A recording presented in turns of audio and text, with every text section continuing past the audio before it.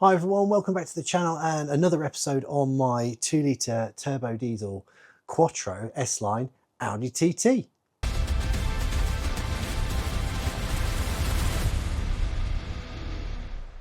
So in this episode we are going to tackle the seat, which is behind me there. We took that out in the last episode. Let's just have a quick recap of how we got to this stage and what we've done on the car so far. So in the last episode, after assessing the damage, we removed the broken door, gave the rear parcel shelves a good coat of black dye just to kind of bring them back after they'd faded in the sun, and while the door was off, it's a perfect opportunity to get that driver's seat out, which is in need of some restoration. A side skirt was removed so that the body shop can get access to the damage, and that brings us to today. So we need to tackle this seat, and I do apologise for all the mess in the background. Hopefully after next weekend I should have some kitchen units going in here. All this mess will be tidied away and we'll have a much cleaner environment to work from. It's been really difficult balancing out recording the content and actually taking time to sort out the garage, but I'm hopefully going to get ahead now and get that all sorted, and this will kind of transform this end of the garage. But without going into too much detail on that, let's focus on the task in hand and get this seat sorted out. So issue I have is with the bolster here. There's quite a big kind of bulge and crease in here. Looking online, easiest way to deal with that is you kind of wet the leather and then you use a steam cleaner to flatten it out and kind of stretch it back into place. Issue I've got, my steam cleaner, which is underneath there, is basically broken. It keeps blowing the fuse in the garage and I don't have time to fix it, so I need to come up with an alternative solution. So I've got a couple of options. I can either repair the faulty steam cleaner if it's possible, buy a new one, or find another way of fixing this leather. So that got me thinking, have I got anything in the house that I can use that is going to give me the same result or a better result than using the steam cleaner? And then I remembered we've got this kind of old bit of tech sat at the back of a cupboard which we never ever use. I wonder if that'll work. And luckily, after going through the cupboards, I found it. This apparently is called an iron and it's used for getting creases out of clothes. So if it works on clothes, will it work on my leather? Now, I consulted the user manual, aka the wife, and she's not quite sure how this works. And to be fair, when I look at my shirts for work, I can kind of understand that. But my theory stands that this produces heat, flattens stuff out, and it generates steam. So it does pretty much the same as what the steam cleaner does. Right, so I've just dampened a cloth. I'm just going to run that back and forth over the bolster just to get the leather wet. Yeah, it's nice and wet now. So I'll take our cloth, put it over the iron, try and hold it so that none of the metal from the base touches the seat. Let's see what happens. It's actually working. I don't know if you can see, but I'm in the light. That was like right out here. It's now reduced. Let's try again.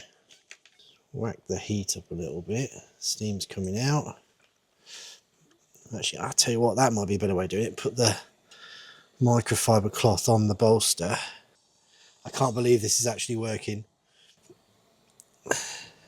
So let's just keep going.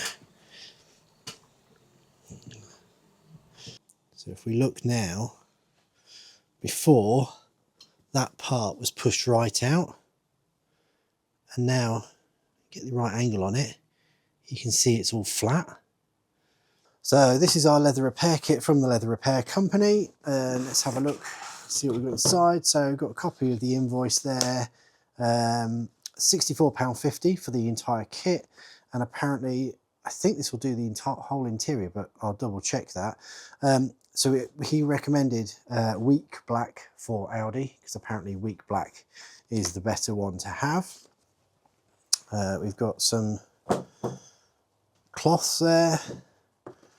Got a sanding block, we've got a Scotch pad, some 3000 grit, and 1200 grit.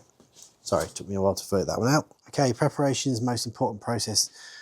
It says fold a soft cloth inside the red emery pad, this one here. Apply the leather prep to the cloth generously, and then apply it to the red pad. Rub on the leather surface wet, start removing the leather colour, repeat the process, and you can see the colour has been removed enough to give you a good adhesion with the new paint. Right, we will start with that. But before we do that, let's have a look what we've got in here. So we've got some foam blocks. I'm guessing this is for doing the application. Got ourselves a set of rubber gloves. That's the leather prep, and that one is the leather colour dye. So you get a seriously good amount of leather dye. And then you've got a leather finish, and then this is our alcohol cleaner. So first instructions are, take this, get a soft cloth. I'm sure I've got a soft cloth. So apply some of the prep to that, wrap it around there, go across the seat and rub the colour off. So let's get started with that. So get your cloth, soak it in the leather prep, like that. Then you wrap the red emery cloth around it, and then it says put some more on. I'm guessing the cloth inside just keeps it saturated. So I'm going to start with this section here. Oh, that works really quick.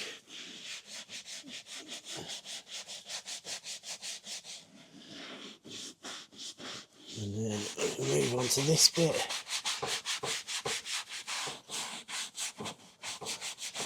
Works quite well actually, so the liquid's coming through the cloth, but not to the point where it's coming out too quickly. I'm guessing the process is that you keep the emery cloth wet, because then it's like, almost like scotching up a body panel, but the liquid basically helps remove any of the chemicals, I'm guessing, that are in the leather. Right, so that's the kind of rub down prep stage done. It says in the instructions you keep rubbing until you can see the hide, but it's got rid of loads of the sheen off it. I mean, on the camera that shows quite shiny, but trust me, it's not. On this edge here where we had all this cracking, it's kind of taking it all down to, I think, the hide on that bit there. But obviously because the dye that was being kind of rubbed out has kind of gone into all the cracks, it's almost repaired it. In fact, if I step back, it actually looks better now with going over it with a Scotch pad than it did before. So my only slight worry I've just thought of now is if this comes out well, I'm gonna have to do the other one as well, aren't I? Right, next step, apply some colour to an applicator pad and wipe it into form a base layer. This is just act as a primer coat, so it doesn't matter how it looks, not designed to cover at this stage. Next, apply more to the colour sponge applicator and apply with a stippling motion, so dab, dab, dab, dab, dab. Stippling motion to the surface and to get good coverage. You can lightly sand with 1200 grit if we need to, and 2 to 3 coats should be all we need to colour the areas. It's best to apply thinner layers of colour, use a hairdryer between coats to dry, blah, blah, blah, blah, blah.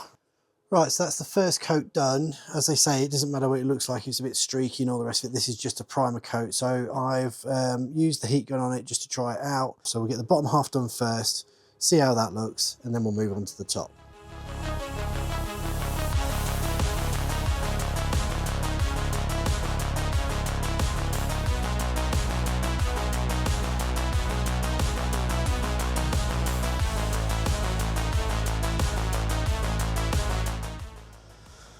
Right, so that's all the dye done. 3 coats to the base and 3 coats to the back. It has really improved. I mean, this area here, I'll try and put an overlay picture on now. This was like, well, from when we got it, completely worn through. Now, it's not perfect, but bear in mind, this car is 15 years old and that leather is looking really good now. So The next thing to do is we have to apply like a lacquer over the top to protect it. So now that the base coat is done and is dried, we're now going to go with the matte lacquer finish. So it says to put 3 coats of this on, again with a sponge.